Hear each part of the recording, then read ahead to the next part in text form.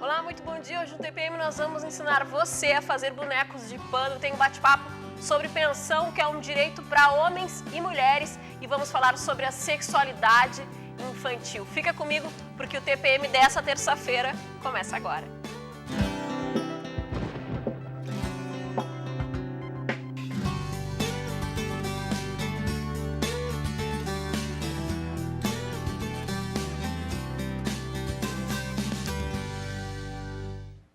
E para explicar para a gente como se deve abordar, a começar a falar para os filhos sobre a questão da sexualidade, eu recebo hoje aqui no estúdio, a gente começa o programa com a psicopedagoga Nara Lucy da Silva Eiffel. Tudo bem? Tudo bem, é um prazer estar aqui, Cláudia, com vocês. Prazer é todo meu.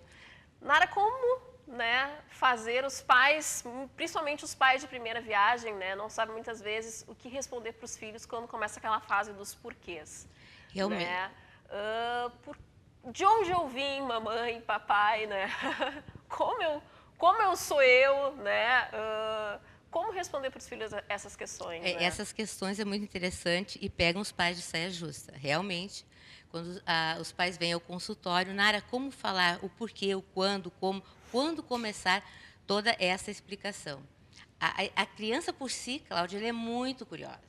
E estão cada vez mais curiosos, cada vez mais curiosos. Cada vez mais surpreendem mais cedo os pais, os familiares. Exatamente, com perguntas, onde que eu vim? Então, os pais, assim, já querem dar uma pergunta a essa resposta, de repente, mais elaborada, como os relacionamentos, como aconteceu, como foi gerado. Então, os pais sempre têm que ter aquela cautela de perguntar primeiro aonde ele escutou essa pergunta, se cercar dessa situação.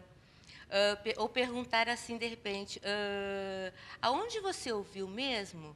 Se é na escola, então, de repente, uma pergunta que incomoda os pais, ir até a escola ou conversar, ver o que está acontecendo. Ou simplesmente dizer assim, é uma boa pergunta, eu vou responder mais tarde. Porque os pais, a criação dos pais, a cultura, às vezes, proíbe algumas coisas, alguns tabus. E os pais, assim, poxa, eu não tive educação sexual, porque Mas é importante também, que os pais sabem que na época deles não tinha essa informação que há hoje em dia, Por exemplo, na época da minha avó, se ela não tivesse esse tipo de informação, ela não tinha como saciar essa curiosidade, ela não tinha acesso a esse tipo de informação. Hoje em dia, se os pais não respondem, as crianças vão na internet, descobrem, na televisão também se fala o tempo inteiro, Então, os pais têm que saber que a sexualidade faz parte da vivência da criança. Que a criança nasce com a sexualidade. É como brincar, é como dormir, é como comer. Então, isso faz parte do desenvolvimento. E, aos poucos, as etapas vão sendo evoluídas. Então, se uma criança te vem com essa questão, quais são as dicas que são dadas, que os pais têm que responder objetivamente, claramente, E o pai é o condutor de desligar ou não a televisão, de processar esse processo, essas informações à criança. Mas sempre responder, Nara, de uma forma lúdica, Por exemplo, aquela história da sementinha, O papai colocou a sementinha na mamãe e aí tu nasceste. Tem várias formas, Tem aquela forma de antigamente que dizia que a forma da natureza nasceu do repolho, depois veio a cegonha, a concepção animal, e depois a técnica da sementinha, e agora é a mais científica, do óvulo. Só que a criança, às vezes, está esperando, Cláudia, uma pequena resposta àquilo. Olhar nos olhos, falar com um tom baixo de voz, e os pais querem dar uma aula ao contrário. Então, a criança não está preparada psicologicamente para receber tanta informação. E muito menos ter uma aula de genética ali, Exatamente. Falar em questão de cromossomos, tem que falar de uma forma que a criança compreenda, Que a criança compreenda, e tenha confiança sempre assim, poxa, eu posso perguntar para o papai, para a mamãe, as minhas dúvidas são sanadas. Porque é normal as crianças, tirando a flaudinha ali, de se tocarem, de querendo tocar no outro colega. E quando e tem que deixar, o pai e a mãe não podem proibir se vem... Pegar uma nessa situação? Não. Os pais ficam empolvorosas, né?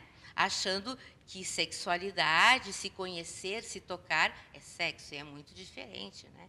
Então, deixar e depois dizer assim, não, que ali não é o local. Onde que ele faz xixi? No banheiro, já que toma banho. Então, é uma privacidade, né? Cuidar do seu próprio corpo. Principalmente quando se descobre essa questão da diferença, né? Por exemplo, o menino percebe que a menina tem um corpo diferente dele. Isso, assim, para os meninos é muito frustrante, né? Porque eles começam... A menina acha que vai crescer alguma coisa nela. E o menino acha, então fica desesperado. Então, isso é para uma outra etapa. Mas se vier essas perguntas, os pais têm que sanar as perguntas, né? Falando com calma, ou dizendo assim, de repente os pais fogem dessa situação. Por que a menina, né, tem esse órgão genital? E sempre dá o nome aos órgãos genitais. Não dá apelidos. Pipi, pintinho, né? Não dá apelidos, né? Desde que nasceu, colocar um nome adequado, né? O pênis, a vagina, esses. E dizer para as crianças que aquilo ali é normal, que se tem. Nara, e se a criança não fizer perguntas aos pais, né? Ela vive num lar onde as pessoas são um pouco mais contidas, né? Mais quietas, não abrem espaço para esse tipo de pergunta. O pai e a mãe devem um dia se sentar com o filho e explicar, ou deixar, né, que ele tenha esse tipo de informação por outros meios, ou pela internet, ou pela televisão, né? Não, Cláudia, isso é muito perigoso. Porque se a criança não está perguntando, é que os pais não estão permitindo. Porque a hora que a criança vier com uma pergunta, porque a criança é muito sutil, também tem um feeling, porque ele vai te perguntar, ele vai ver que tu está com dúvida, ficou com algumas questões. Depois eu te respondo. Pergunta para o teu pai, jogando para um ou outro. É importante que o casal responda, mas sempre jogando para um ou outro. Isso é perigoso. Qual a consequência que traz mais tarde na vida dessa criança? Os amores, as afetividades, né? Os relacionamentos não vão ser muito bem trabalhados, porque eles vão descobrir, quando entrar na escola, que os pais omitiram, que os pais mentiram, e daí? Como é que eles vão processar esse relacionamento com o parceiro que tiverem? Sim. E existe uma idade ideal, por exemplo, é claro que a criança que tem o hábito de perguntar, ela começa ali pelos 3, acho que lá pelos 4, né? Porque ela faz os porquês, por que isso é até assim, antes. Por que isso é daquele jeito. Né? Se a criança não pergunta, em que idade que os pais devem começar a pensar em falar sobre esse assunto? Se elas não perguntam, elas vão perguntar mais tarde. Então, os pais vai existir esse momento. Vai existir um momento. Porque isso faz parte da criança. Né? E se ela não perguntou agora, daqui a um tempo ela vai perguntar. E quando ela perguntar, os pais têm que saber que elas sabem mais do que estão perguntando. Por isso que os pais têm que perguntar para elas. O que tu sabe? Devolver onde com aprendeste a mesma. Isso. E o que tu sabe? Para os pais poder criar e bolar, né, adequadamente uma resposta objetiva e curta. Tu falaste que é importante deixar uma criança tocar na outra, né, para justamente se descobrir, né, não ficar com aquele não toca nela, não chega perto. Por exemplo, um pai deve, né, proibir o filho de uma certa idade, por exemplo, em tomar banho junto. A criança começa ali pequenininha, toma banho junto com o pai e com a mãe.